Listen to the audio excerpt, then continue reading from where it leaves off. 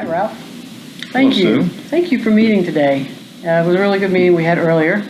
So we're going to do a video about PDSI, and I'd like for you to share with the audience what it is you do and about the company.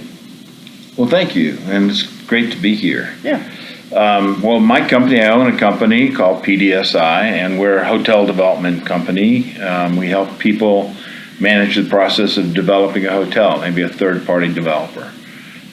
We've been in business for a little over 18 years, and we've grown very fast over that period of time.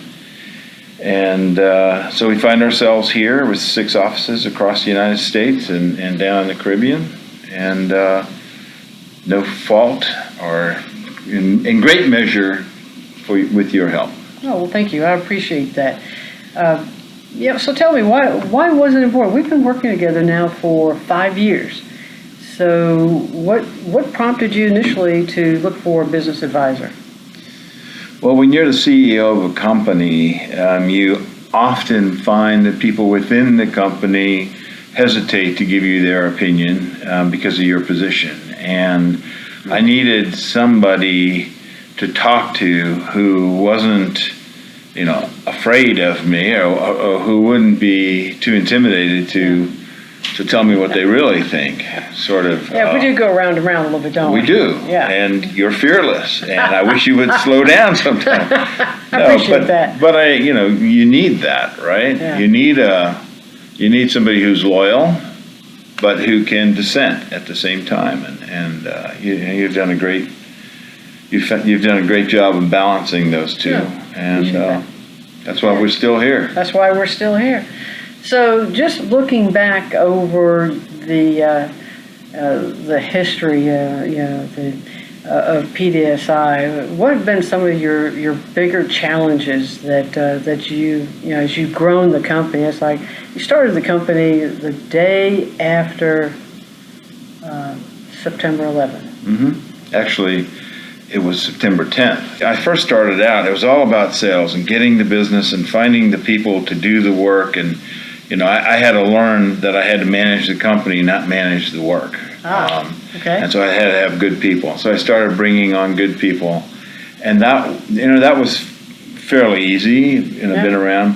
But then to go from an entrepreneurial organization to one that's actually producing on a regular basis and at a high level, that was a whole different set of skills. And so that's where you came in. I mean, our business has been around for 18 years. Yeah. And literally about 5 years ago, we figured we had to change things. Yeah. And so that's what we did.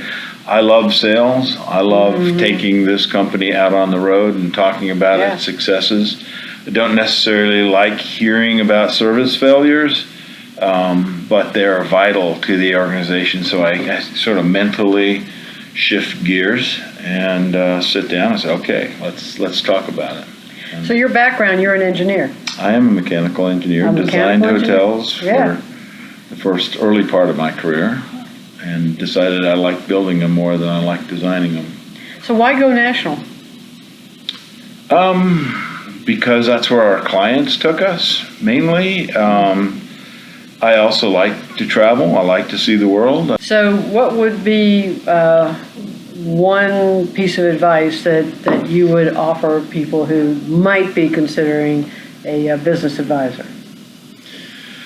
So I would, are you sure you have a loyal dissenter somewhere nearby that can really tell you what they think? And if you don't, you're the view of your business is going to be restricted down to what those who think similar to you will tell you, which is a pretty narrow band. Yeah.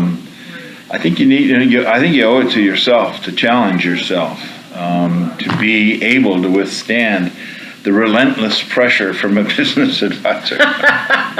That second opinion is, and you and I have bumped heads several times, and we have. And then we get done and we sit there and we look at each other and say, okay, you want to go get some lunch, And I think that's invaluable. Yeah.